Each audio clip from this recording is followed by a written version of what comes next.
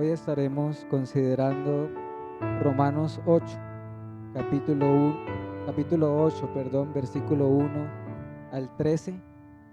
Y esta predicación se titula Andando en el Espíritu o andando en la carne. Andando en el Espíritu o andando en la carne.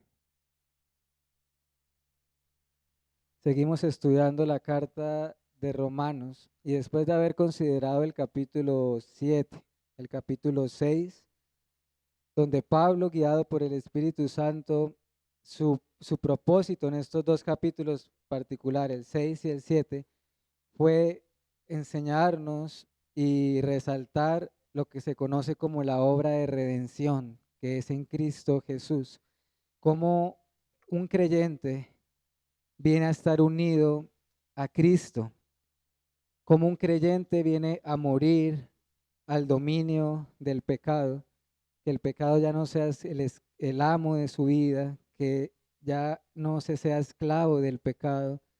Todo esto es redención, no estar bajo la maldición de la ley de Dios, como ahora el creyente es una nueva criatura en Cristo, cuyo Señor ahora es Cristo Jesús, su amo.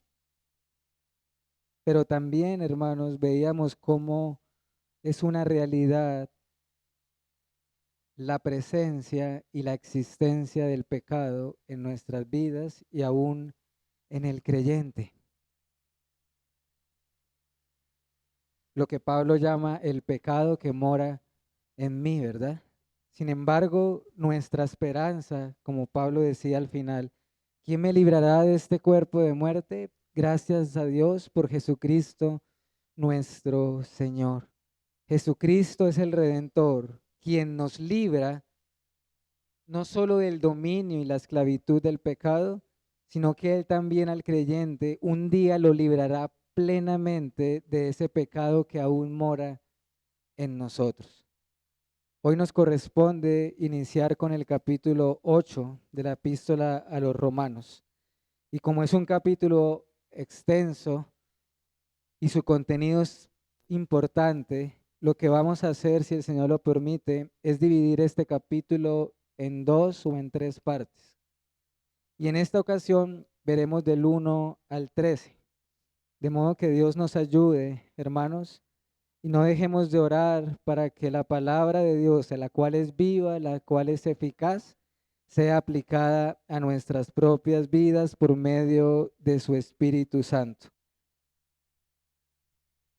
Lo voy a leer por lo menos los primeros versículos, hermanos, y ahorita consideramos esto. Romanos capítulo 8, y leeré por lo menos hasta el versículo 5, hasta el versículo 5. Ahora pues ninguna condenación hay para los que están en Cristo Jesús, los que no andan conforme a la carne, sino conforme al Espíritu. Porque la ley del Espíritu de vida en Cristo Jesús me ha librado de la ley del pecado y de la muerte.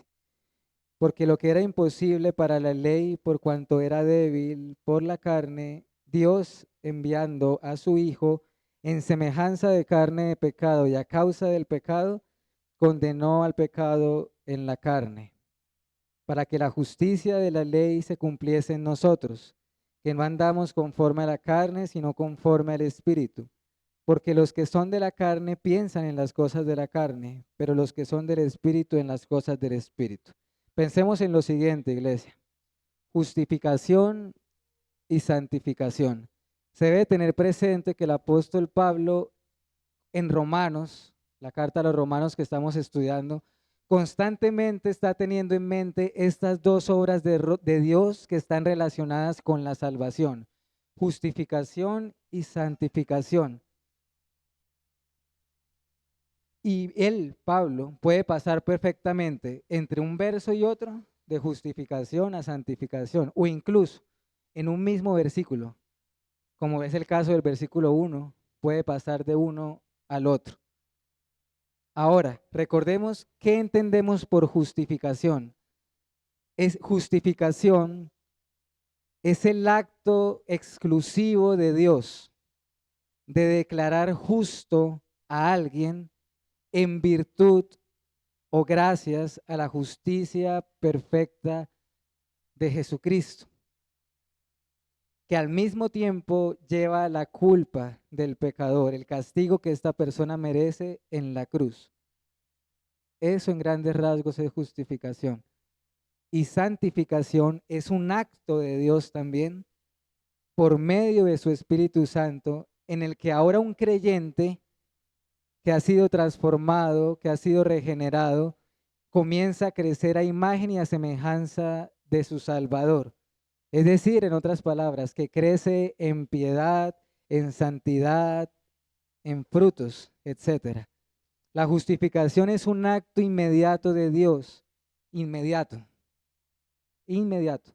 La santificación es un proceso que inicia desde el momento del nuevo nacimiento hasta el día que el creyente muere o hasta el día en que Jesucristo vuelva. Son distintas. Una cosa es la justificación, otra cosa es la santificación, pero ambas siempre están ahí, van de la mano, son inseparables. ¿Cómo lo sabemos? Por ejemplo, Hebreos 10:14 dice, porque con una sola ofrenda hizo perfectos para siempre o justos para siempre a los santificados. Es decir, los que han sido justificados, transformados, perdonados, se caracterizan ¿por qué? Por crecer, ¿verdad? En la imagen de Cristo. Por lo tanto, iglesia, es importante tener en cuenta qué está teniendo en mente Pablo cuando escribe para evitar confusiones. Versículo 1, Romanos 8, versículo 1. Aquí, hermanos, vemos el Evangelio para no creyentes y para los creyentes. Hermanos y amigos, el capítulo 8 de Romanos inicia con uno de los versículos más famosos, más hermosos y más conocidos de todo el Nuevo Testamento. Y yo te digo hoy, si tú tuvieras que quedarte hoy con una sola enseñanza de esta mañana, yo te ruego que te quedes con este versículo y te quedes reflexionando en él. Porque este versículo une el argumento de Pablo que viene hablando en el capítulo 7 y es la base para todo lo que va a empezar a decir en el capítulo 8. Por eso él dice, ahora pues, allí está conectando lo que viene hablando. Y es el Evangelio mismo. Aquí en este versículo 1 vemos las malas noticias y las buenas noticias. Dice el texto, ninguna condenación hay para los que están en Cristo Jesús. Y lo contrario también es realidad. Lo contrario también es realidad. Es decir, el texto nos está diciendo que los que están en Cristo no están en condenación, ¿verdad? Los que están en Él. ¿Y qué sería lo contrario? Los que no están en Cristo, hay condenación sobre ellos. Y que deben venir a Jesucristo en arrepentimiento y fe, o de lo contrario serán condenados o perecerán. Pero al mismo tiempo, este versículo 1 le habla a los creyentes para animarles, consolarles, llenarlos de gozo, pues aunque el creyente se duele por su pecado remanente que aún mora en nosotros y se lamenta como Pablo hizo finalizando el capítulo 7, ¿recuerden? Miserable de mí, ¿quién me librará de este cuerpo de muerte? Entonces, con este texto el creyente, el mismo creyente que dice miserable de mí, puede recordar su posición y su identidad nueva en Cristo. Sí, acá vemos al mismo que dice miserable de mí, pero él no se sentía condenado. Ninguna condenación hay. Esto, iglesia, es una declaración legal. Cuando dice ninguna condenación, es una declaración, una sentencia en un estrado judicial, una declaración legal. Al creyente Dios, el juez, lo declara justo. Lo que mencionaba ahorita de la justificación. Pero el texto dice ninguna condenación. Pensemos en esa palabra ninguna. Ninguna es ninguna, ¿verdad? Ningún tipo de condenación. ¿Esto qué nos enseña, iglesia? Que la absolución que Dios ofrece y da al creyente es total y completa. Ninguna condenación. No es que seamos librados de una condenación a medias. No es una no es una redención limitada, no. Esto nos enseña que realmente la deuda fue pagada por Cristo completamente. Consumado es, dijo el Señor. Eso quiere decir que ya no hay deuda entre el creyente y el Padre, ningún saldo pendiente. Esta palabra, ya no hay condenación, sale de toda posibilidad en un creyente. Ninguna condenación. Dios, su Padre, le puede castigar, sí, lo puede corregir, sí, lo puede disciplinar, sí, como un padre a un hijo, pero nunca, nunca condenar. Condenación es una palabra que solo es apropiada y se ajusta para aquel que aún vive en sus pecados y está sin Cristo, pero nunca para un creyente. Ahora bien, acá tenemos una promesa. No hay condenación para el que está en Jesús. Esta promesa no es universal. Es solamente para los que están en Cristo Jesús. ¿Qué tenemos aquí, hermanos y amigos? Una doctrina que Pablo ha venido entrelazando en todo su argumento en Romanos. La unión con Cristo. ¿Qué es esto? Aquel que viene a Cristo, se arrepiente y cree en Él, Dios el Padre lo une a Cristo Jesús.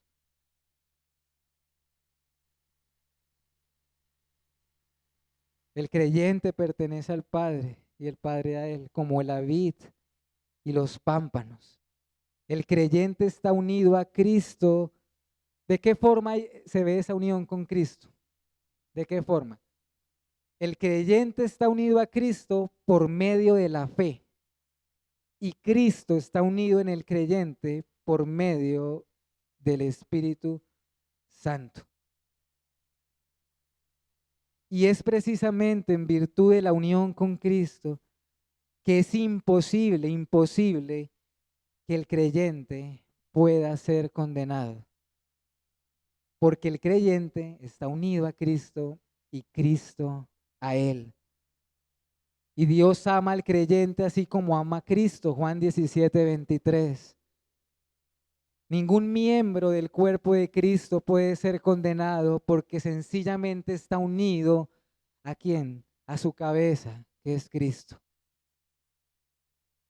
Porque el Padre lo ha dado por cabeza a la iglesia, la cual es su cuerpo, y Él es su Salvador. Efesios 1, verso 22 y 23.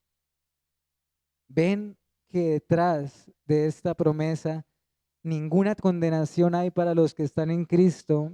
Hay un argumento doctrinal, la unión con Cristo. Pero ahora, hermanos, el versículo 1 no termina ahí. Y por eso, como este verso es tan importante, es que estoy haciendo tanto énfasis en el verso 1. Y es acá donde digo que el texto pasa de la justificación a la santificación en el mismo versículo.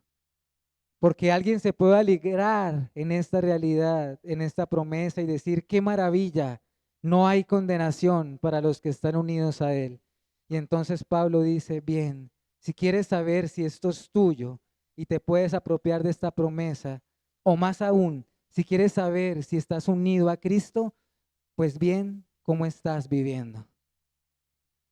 ¿Cómo estamos viviendo? Es lo mismo que dice Santiago. La fe sin obras es muerta.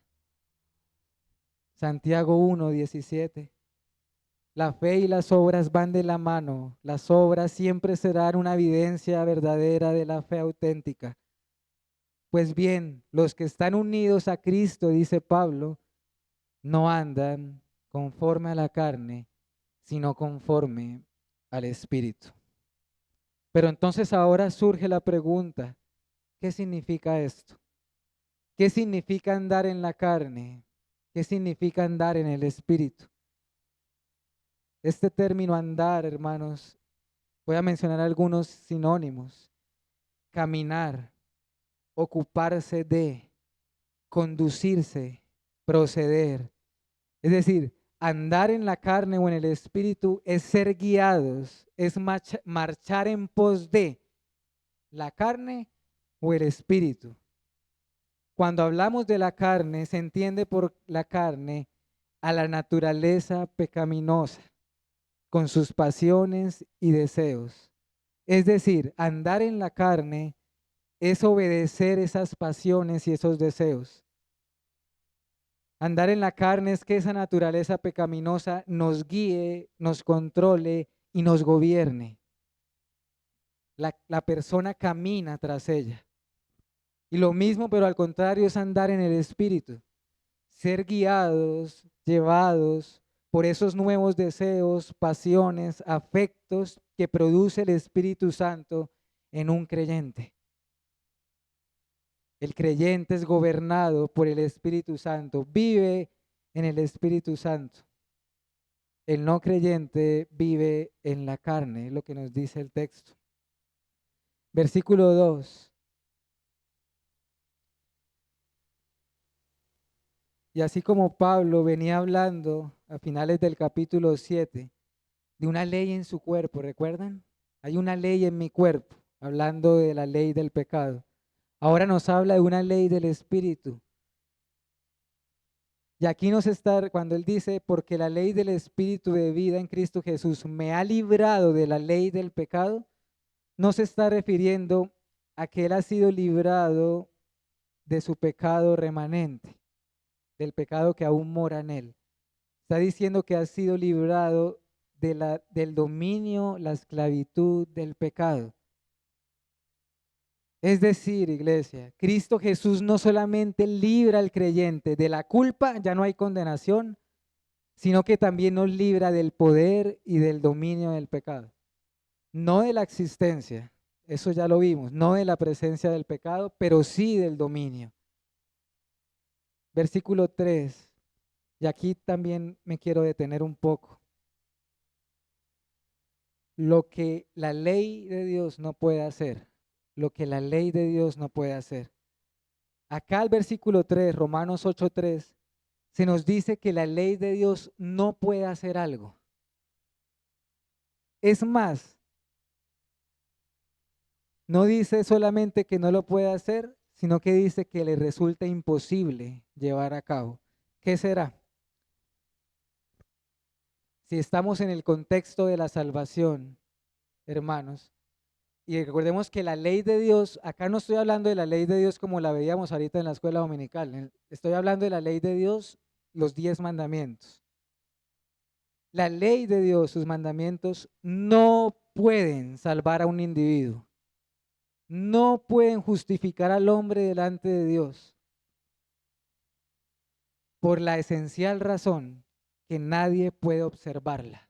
Al contrario, todos la quebrantan. Dice Gálatas 3:21.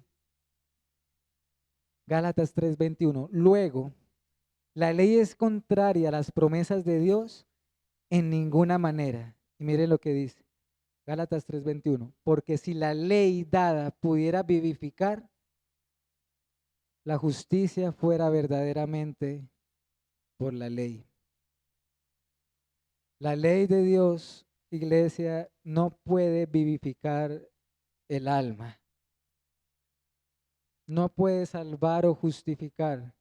Si así fuera, dice Pablo en Gálatas, realmente la justicia vendría por la ley y no por la fe en Jesucristo. Si la justicia viniera por la observancia de la ley, entonces Cristo habría muerto ¿en qué? En vano.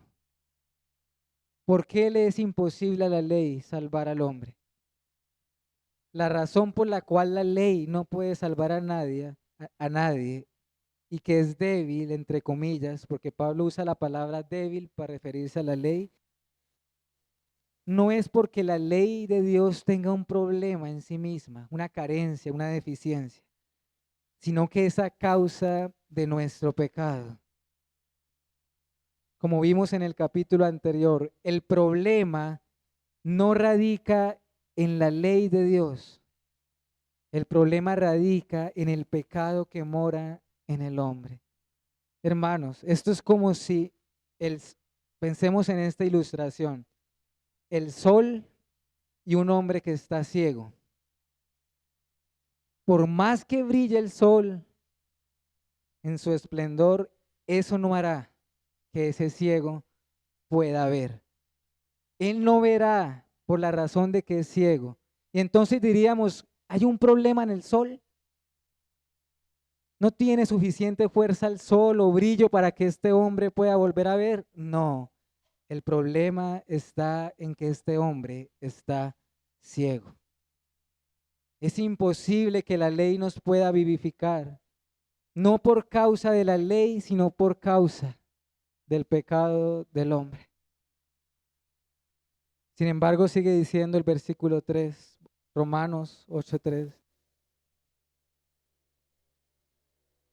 Lo que era imposible para la ley, Dios lo ha hecho posible en Jesucristo. Lo que era imposible para la ley, Dios lo ha hecho posible en Jesucristo. De hecho, fue Dios el que intervino soberanamente, porque dice el texto, Dios enviando a su Hijo, a su amado Hijo en quien se deleita, fue Dios quien intervino, fue Dios el que se acerca a nosotros, es Dios el que ofrece reconciliación por medio de Cristo.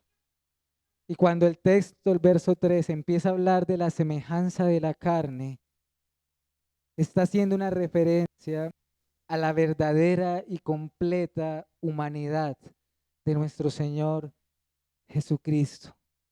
Jesús es verdaderamente y completamente hombre. Y Dios lo envió, piensa en estas palabras, Dios lo envió. Cuando se cumplió el tiempo, Dios lo envió. Gálatas 4:4. Fue Dios quien envió redención a su pueblo, veíamos el miércoles en el Salmo 111. Dios envió a su Hijo, Dios envió redención. Y es que Cristo se hizo semejante a nosotros. Por eso habla de semejanza de carne, de pecado. Hermanos, Jesús no era un ángel, Jesús no era un ser incorpóreo. El Verbo se hizo carne. Sin embargo, el verso 3 no está sugiriendo que Jesús tenía pecado como nosotros, de ninguna manera. Al contrario, Él tomó nuestra naturaleza en todo, pero sin pecado. Hebreos 4:15, rápidamente. No tenemos a un sumo sacerdote que no pueda compadecerse de nuestras debilidades, sino que uno que fue tentado en todo según nuestra semejanza, pero sin pecado. Segunda de Corintios 5:21. Al que no conoció pecado, por nosotros lo hizo pecado, para que fuésemos hechos justicia de Dios en él. Segunda de Corintios 5:21 es ese texto. Y el otro era Hebreos 4:15. Hermanos y amigos, la escritura es clara en afirmar que su cuerpo, el cuerpo de Cristo, fue semejante al nuestro, al tuyo y al mío. Fue hombre. No hay otro nombre bajo el cielo dado a los hombres en el cual podamos ser salvos, sino en Jesucristo, hombre. Sin embargo, también la escritura afirma que fue sin pecado y que no conoció pecado. Y esta es precisamente la razón por la cual solo Cristo puede salvar y justificar, porque Él es perfectamente justo. Pero no solamente se hizo hombre, sino que miren lo que dice el verso 3, enviando a su Hijo en semejanza de carne de pecado y a causa del pecado. Dios lo envió por nuestros pecados, por los pecados de su pueblo. Jesús vino, se despojó de su gloria que tenía con el Padre desde la eternidad, se humilló a sí mismo, tomando nuestra naturaleza, se hizo siervo, sufrió una muerte de cruz a causa de tus pecados y de mis pecados. Fueron nuestros pecados los que lo llevaron a la cruz y por eso se ofreció a sí mismo. Por eso se ofreció este sacrificio aceptable a Dios. Y con ese sacrificio condenó al pecado en la carne. En Cristo Jesús, Dios el Padre estaba condenando al pecado en la carne. Y esto es maravilloso, iglesia. De la misma manera como Cristo venció la muerte por medio de la muerte, es decir, en su propio terreno, así sucede, así mismo también condena el pecado.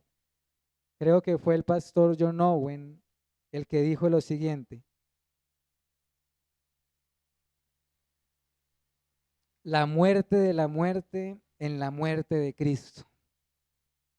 La muerte de la muerte en la muerte de Cristo. O sea, Cristo venció la muerte en su propio terreno.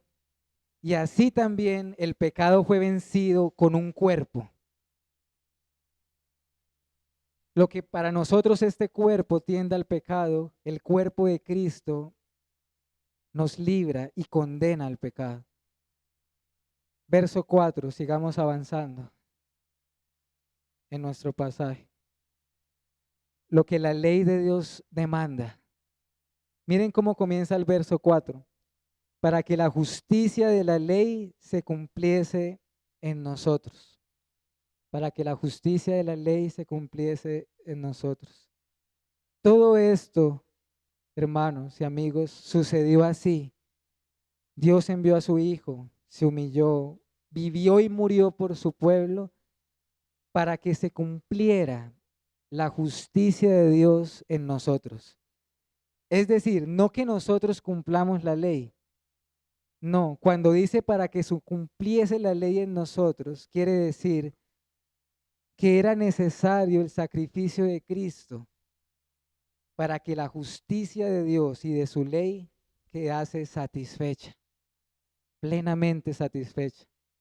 Lo que la ley de Dios demandaba, ¿qué era lo que la ley de Dios demandaba? Justicia, condenación. Lo que la justicia de Dios demandaba se cumplió en Cristo. Estamos hablando ya de Cristo como el sustituto sufriente del creyente en lugar de su pueblo. La justicia de la ley se cumplió porque se requería una justicia, una obediencia a esa ley perfecta que la cumplió Cristo. Y se requería al mismo tiempo un castigo. Sin derramamiento de sangre no hay perdón de pecados. En otras palabras, la justicia de la ley fue satisfecha en Jesucristo, en la persona de Cristo y en su muerte de cruz. En ese mismo verso 4, Pablo dice que él mismo, o sea, Pablo, no anda conforme a la carne, sino conforme al Espíritu. Y no solo él, sino todos los creyentes. Pero notemos que la carne siempre está allí y siempre va a estar mientras estemos en este cuerpo. Más bien lo que sucede es que el creyente no anda en pos de ella. No es que haya una negación de la existencia de la carne, es una negación, nos resistimos a ser guiados por la carne. Miren lo que el predicador Spurgeon mencionó en torno a esto, abro comillas. Observe cuidadosamente que la carne está allí. Él, o sea, el creyente, no anda en pos de ella, pero ella está allí. Está allí esforzándose y haciendo guerra, fastidiando y entristeciendo. Y allí seguirá hasta que Él sea llevado al cielo. Está allí como extranjero y como una fuerza detestable, pero no allí para tener dominio sobre Él. Él no anda tras ella, ni le obedece. Él no la acepta como su guía, ni permite que le conduzca hacia la rebelión. Allí está describiendo al cristiano que anda conforme al Espíritu y no conforme a la carne. Versículos 5 y 6. Acá, hermanos, es importante. Vamos a ver unas características, unos contrastes que hace Pablo y unos resultados finales entre lo que es vivir en el Espíritu y lo que es vivir en la carne. Y a continuación lo que tenemos en el verso 5 es una evidencia, una señal de si andamos en el Espíritu o si andamos en la carne. Pues el apóstol dice, allí donde esté nuestra mirada, allí donde esté tu mente, donde esté tus pensamientos, tus palabras, tus afectos, allí se sabrá si estás en la carne o si estás en el Espíritu. Quien anda en la carne es terrenal y solo vive, piensa y respira lo terrenal. Pero quien anda en el Espíritu tiene nuevos deseos, nuevos afectos y ahora vive, piensa y respira lo que es celestial. No digo que esto nos lleve a despreocuparnos por las cosas que ustedes y yo sabemos que necesitamos. Danos el pan nuestro de cada día. El Señor sabe lo que necesitamos. No, hermanos, el punto es que, como dice la Escritura, donde esté tu tesoro, allí estará también tu corazón. Colosenses, capítulo 3, versículo 1 al 3. Dice allí este texto. Si pues habéis resucitado con Cristo, buscad las cosas de arriba, donde está Cristo sentado a la diestra de Dios. Poned la mira en las cosas de arriba y no en las de la tierra, porque habéis muerto y vuestra vida está escondida con Cristo en Dios. Esto debe ser así, iglesia, porque el creyente ha muerto al pecado y ha resucitado con Cristo. Esto se trata es de a quién queremos agradar, a quién queremos complacer, en quién nos estamos ocupando, en la carne o en el espíritu.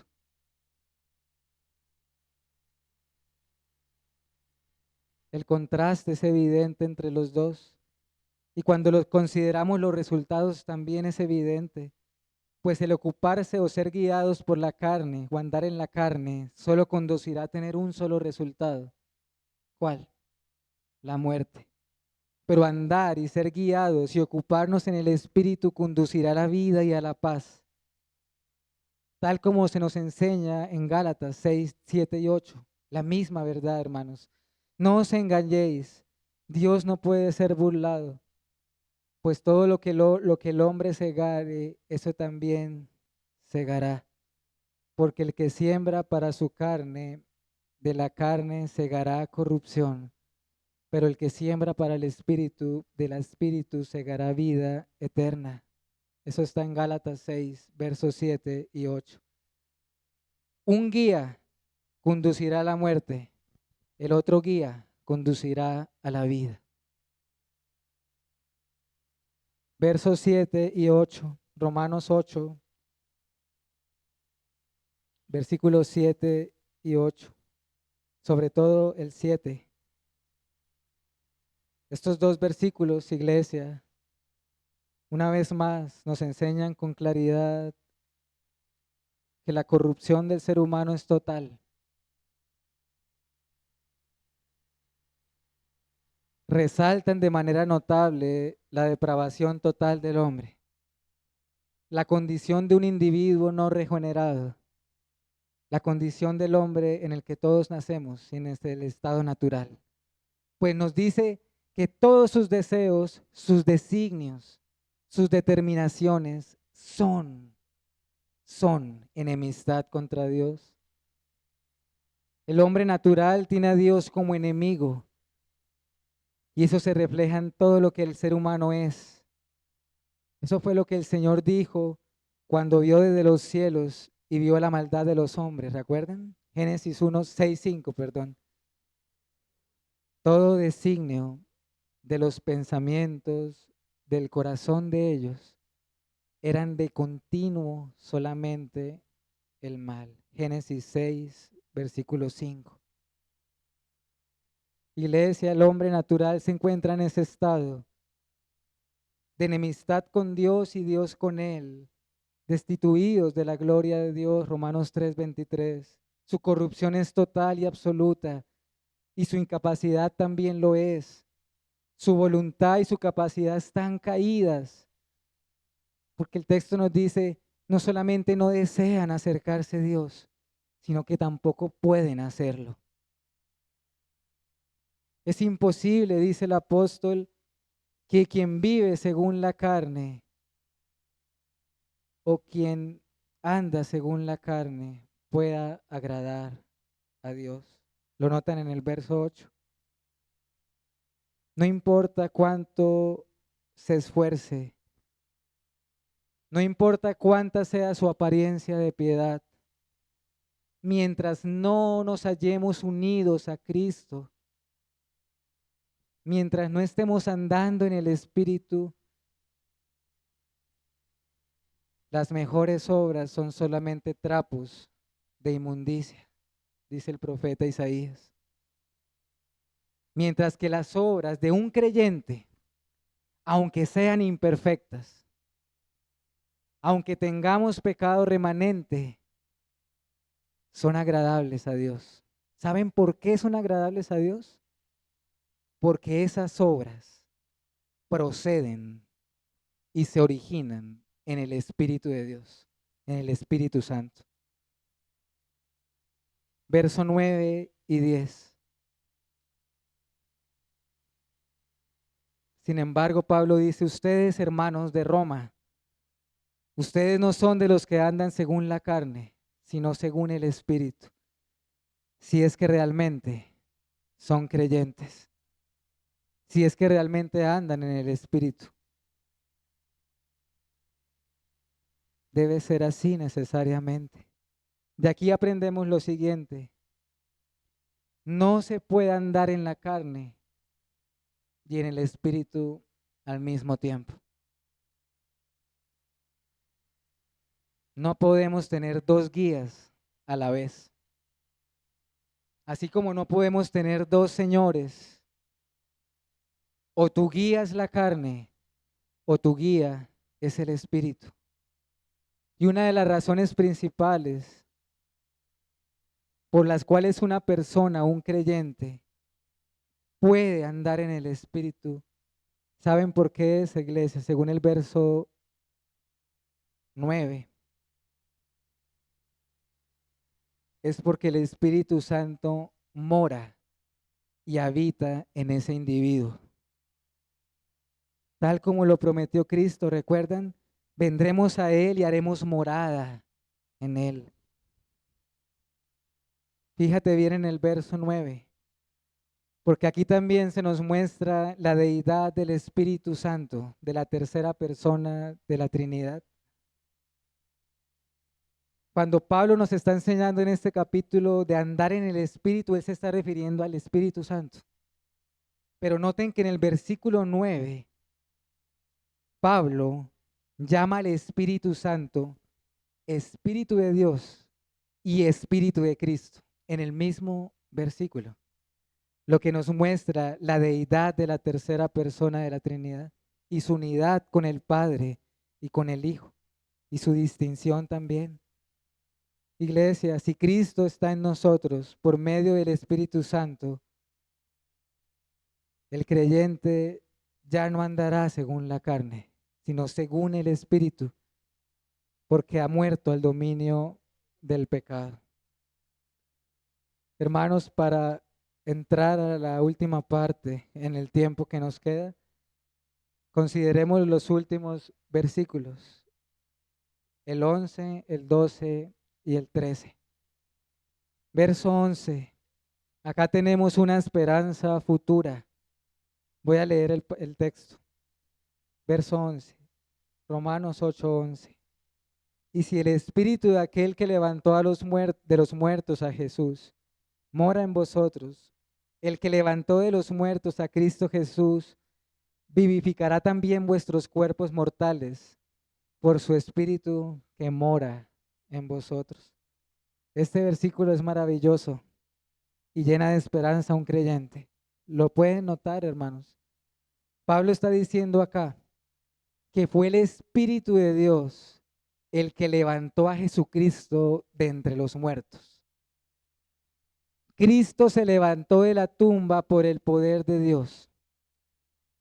Y si ese mismo Espíritu es el que está morando en un creyente en particular, eso solo significa una cosa, que el mismo Espíritu que levantó a Cristo de la muerte, también un día levantará a los creyentes de entre los muertos.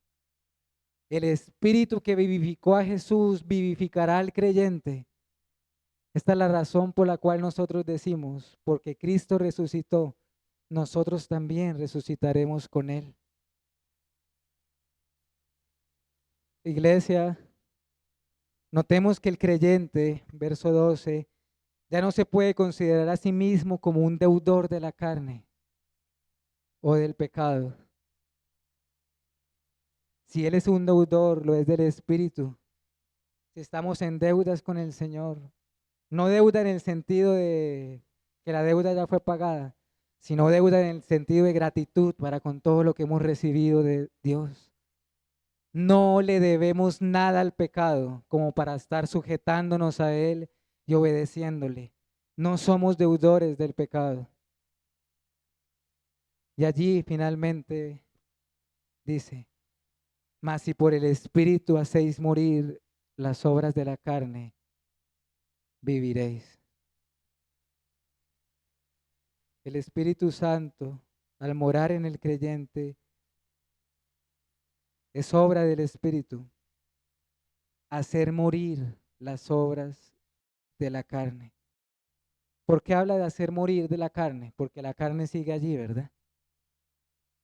Nuevamente se nos está hablando, hermanos,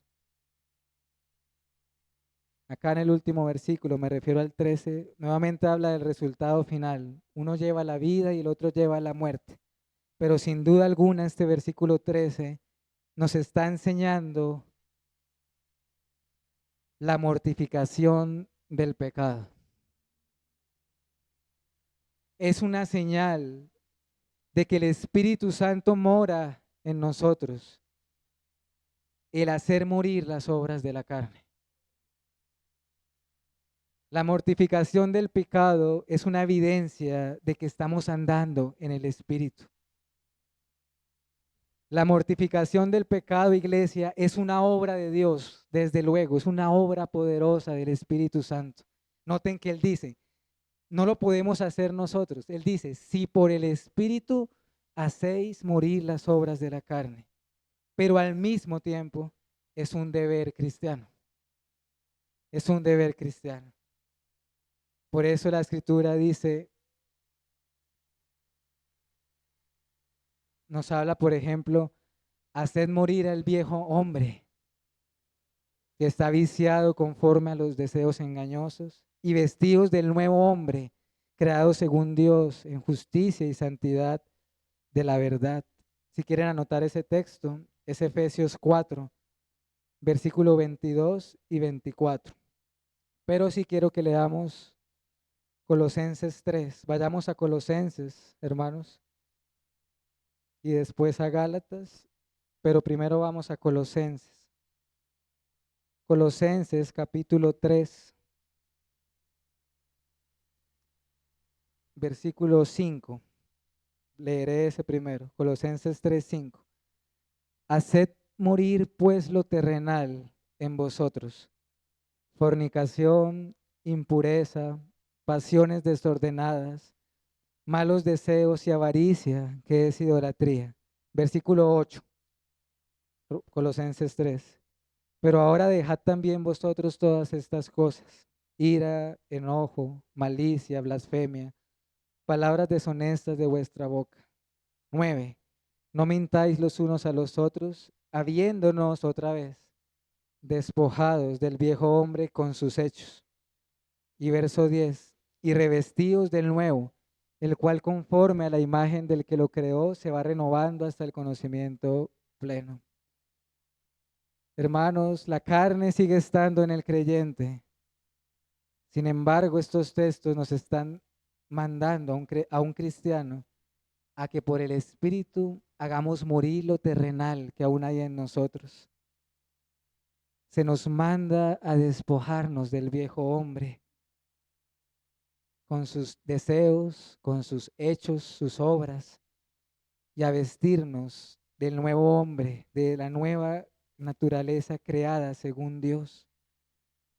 Acompáñenme, y con esto vamos terminando, a Gálatas capítulo 5, versículo 16 en adelante. Gálatas 5, verso 16, la última parte de ese capítulo 5.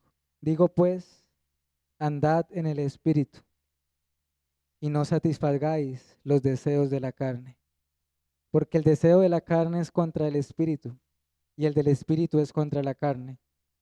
Y estos se oponen entre sí para que no hagáis lo que quisierais. Pero si sois guiados por el Espíritu, no estáis bajo la ley. Y manifiestas son las obras de la carne, que son adulterio, fornicación, inmundicia, lascivia, idolatría, hechicerías, enemistades, pleitos, celos, iras, contiendas, disensiones, herejías, envidias, homicidios, borracheras, orgías y cosas semejantes a estas, acerca de las cuales os amonesto, como ya os lo he dicho antes, que los que practican tales cosas no heredarán el reino de Dios. Verso 22. Mas el fruto del Espíritu es amor, gozo, paz, paciencia, benignidad, bondad, fe, mansedumbre, templanza. Contra tales cosas no hay ley. Pero los que son de Cristo han crucificado a la carne con sus pasiones y deseos. Si vivimos por el Espíritu, andemos también por el Espíritu. No nos hagamos vanagloriosos, irritándonos unos a otros, envidiándonos unos a otros. Notemos, hermanos, la conexión que existe entre Romanos 8 y el texto que acabamos de leer. ¿Qué armonía hay en las Escrituras? ¿Cómo se complementan entre ellas? Gálatas también nos está hablando de lo que es andar en el Espíritu o andar en la carne, pero incluso nos da más luz, como veíamos ahorita también. Nos dice y nos especifica cuáles son esas obras de la carne y cuáles son esas o ese fruto del Espíritu Santo. Terminemos con las últimas reflexiones y oramos. Iglesia, sin duda alguna, lo que hemos visto en este tiempo, en esta mañana, en este pasaje, nos debe llevar a todos y a cada uno de nosotros a reflexionar y a preguntarnos a nosotros mismos, ¿quién está siendo nuestro guía? ¿En qué estamos andando? ¿En el espíritu o en la carne? Y la respuesta reflejará lo que somos, según el apóstol Pablo, según lo que el texto o lo que Pablo nos está llevando en este pasaje. Si estás andando en el espíritu, recuerda lo siguiente: sigues teniendo un enemigo en tu interior. El pecado sigue morando en ti o en nosotros, al cual debes hacer morir de hambre. No lo alimentes, no dejes que tome fuerza. Mátalo o él te matará a ti, como dijo un autor también. Y si estás andando en la carne, estás en un estado de peligro, según Romanos 8:1, el versículo con el que comenzamos. Un estado de condenación y de esclavitud al pecado. Sin embargo, aún hay esperanza para cada uno de nosotros. No endurezcas tu corazón. No atesores ira para el día de la ira. No menosprecies las riquezas de la benignidad de Dios cuando ellas te guían al arrepentimiento. Ven a Cristo, clama al Señor y Él promete que serás unido a Cristo. Porque Él promete que Él no echará a nadie, ¿recuerdan? Todo aquel que viene a Cristo no será echado fuera. Y cuando estés unido a Cristo, entonces estas palabras serán tuyas y podrás apropiarte de ellas. Ya no hay condenación para el que está en Cristo Jesús. Ya no habrá condenación, ya no habrá enemistad con Dios. El Espíritu morará en ti y Él te guiará y tú andarás en Él. Amén, hermanos. Vamos a orar. Señor y Dios, nos presentamos en este momento con gratitud por todo lo que tú eres, por tu palabra revelada en la Escritura. Porque como veíamos, cuán clara es la Escritura. El problema está en nosotros, oh Dios. El problema está en nuestra condición, el problema está en nuestra necedad, en nuestra indiferencia. Oh Señor, perdónanos. Te pido para que esta hermosa promesa sea una realidad en todos los que están presentes en esta mañana. Que nos podamos aferrar a este texto. Ya no hay condenación para el que está en Cristo Jesús. Te adoramos y te alabamos y te rogamos que nos concedas, que tu Espíritu more en nosotros y que nos concedas vivir en lo que el apóstol enseña aquí, en lo que es andar en el Espíritu. Ayúdanos, Padre, a hacer morir todo lo terrenal que aún brota de nuestros corazones, para la gloria de tu nombre y para que un día Cristo vea a su amada iglesia y la vea santa, bella, sin mancha y sin arruga. En Cristo Jesús te lo pedimos y te damos gracias. Amén.